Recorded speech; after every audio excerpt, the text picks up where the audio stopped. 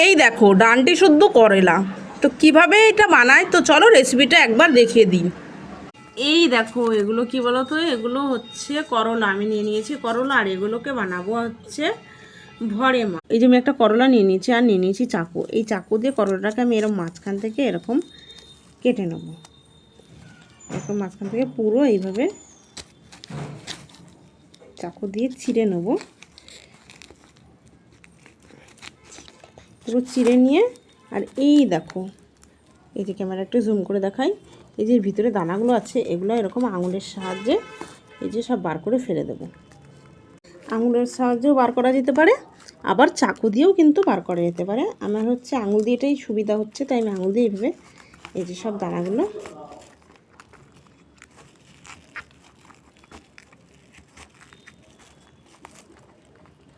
এই দেখো সব দানাগুলো আমি বার করে নিয়েছি। করলাটা ভিতরটা পুরো পরিষ্কার হয়ে গেছে। ওপর দিয়ে লবণ দিয়ে ভালো করে লবণ মাখিয়ে নেব, তাহলে কিন্তু লবণে করলাগুলো সফট হয়ে যাবে, আর যখন আমি মশলাটা ভরবো করলা কিন্তু ফেটে যাবে না। সেই জন্য এখন আমি এতে ভালো করে লবণ মাখিয়ে নিচ্ছি। আর লবণ দিলে কিন্তু তেঁতোটাও কিন্তু কেটে যায়, এটা কিন্তু সবাই ভালো মতোই জানো। এবার আমি একটা বাটি নিয়ে নিয়েছি, আর বাটিতে নিয়ে নিলাম লঙ্কার গুঁড়ো, ধনের গুঁড়ো, আর দিয়ে দিচ্ছি মৌরি বাটা। মৌরিটা একটু বেশি করে দিলাম, ধনে আর মৌরিটা পরিমাণ মতো দিলাম। এবার আমি এটা বাটিতে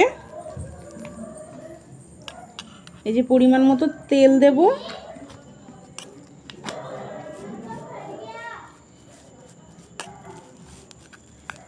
তেল দিয়ে এবার এটাকে ভালো করে নাড়াচাড়া করে মানে তেলটা এর মধ্যে মাখিয়ে নেব, নাহলে ভরতে সুবিধা হবে। আর এই মৌরি আর ধনের জন্য এটা করলাটা তিতো লাগবে না। এবার আমি এতে হলুদ দিতে ভুলে গেছিলাম, সেই জন্য আমি একটু হলুদ দিয়ে দেব। এই যে 1 চামচ মতো হলুদ দিয়ে দিলাম। হলুদ দিয়ে একটু নাড়াচাড়া করে নেব ভালো করে। লবণ যেহেতু করলাতে দেওয়া রয়েছে তাই আমি এতে দিলাম না।